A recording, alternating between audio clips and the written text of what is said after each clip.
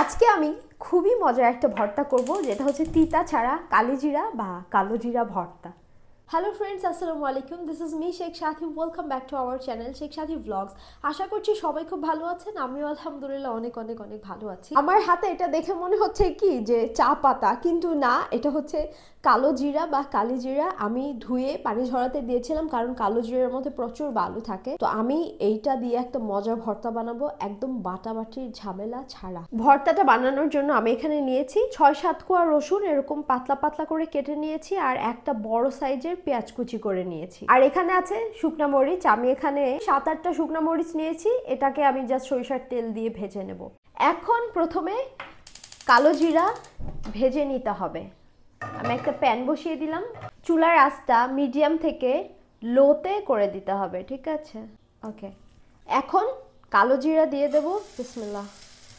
কালো জিরা যদি ভাজতে ভাজতে পুড়িয়েও ফেলা হয়, তারপরেও কিন্তু বোঝা যাবে না যে এটা আসলে হয়েছে কিনা বা পুড়ে গেল কিনা।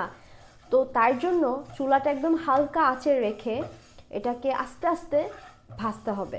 ভাজা হয়ে গেছে। এই প্যানটা এখন অনেক গরমের মধ্যে রাখলে কিন্তু পুড়ে যাবে, তাই আমি এখনই বাটিতে নিয়ে নেব। এটাকে এখন সাইডে রেখেই আমি পেঁয়াজ আর রসুনগুলোকে ভেজে নেব। এখন এই প্যানটার মধ্যেই আমি অল্প একটু সরিষার তেল দিয়ে দিলাম। প্রথমে শুকনা মরিচ ভেজে নেব। বিসমিল্লাহ।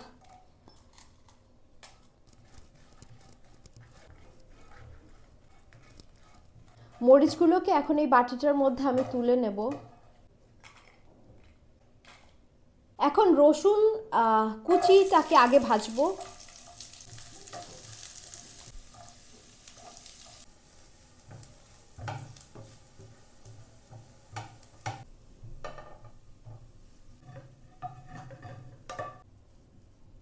আগে বলেছি বাটাবাটির ঝামেলা নেই কোনো, তো আমি এটা করব ব্লেন্ডারে। এর মধ্যে আমি কোনো এক্সট্রা পানি দেব না, পানি ছাড়াই এটাকে প্রথমে গুঁড়া করে নেব। খুবই সুন্দর, একদম গুঁড়া গুঁড়া হয়ে গেছে। প্রথমে দেব শুকনা মরিচ।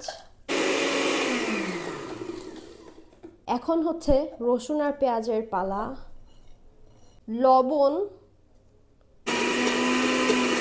এটার মধ্যে কোনো পানি দেওয়ার দরকার নেই, পানি ছাড়াই পেঁয়াজ আর রসুন থেকেই যে একটু পানি ছাড়ে, ওইটা দিয়েই ভর্তাটা হয়ে যায়। হালকা একটু সরিষার তেল দিয়ে দেব, অল্প একটুখানি, ব্যাস এতটুকু।